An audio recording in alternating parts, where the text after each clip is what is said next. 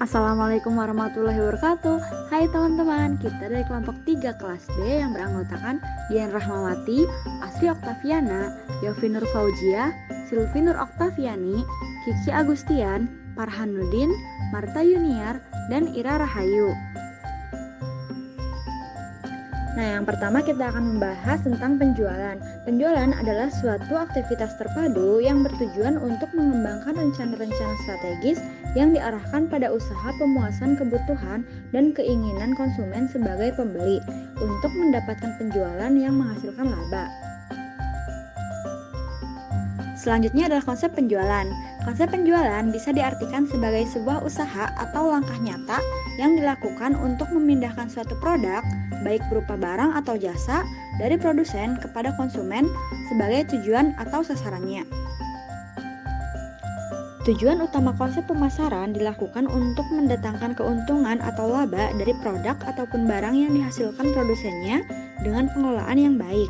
Dalam penggunaannya sendiri, tidak akan dapat dilakukan tanpa adanya pelaku yang bekerja di dalamnya, seperti agen, pedagang, dan tenaga pemasaran. Selanjutnya, konsep penjualan menurut William J. Stanton. Yang pertama, berfokus pada produk. 2. Perusahaan membuat produk dan kemudian memikirkan bagaimana menjualnya. 3. Perencanaan berorientasi pada jangka pendek. 4. Tekanannya pada kebutuhan penjual. Dan yang terakhir, manajemen berorientasi pada laba volume penjualan.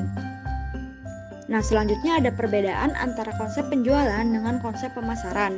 Di sini kita bisa lihat perbedaan itu dari 3 aspek. Yang pertama fokus, yang kedua alat, dan yang ketiga tujuan. Jika kita kaitkan antara konsep penjualan dengan keadaan pemasaran saat ini, kita bisa ambil contohnya adalah para penimbun masker yang memanfaatkan ketersediaan masker di masa pandemi seperti sekarang ini.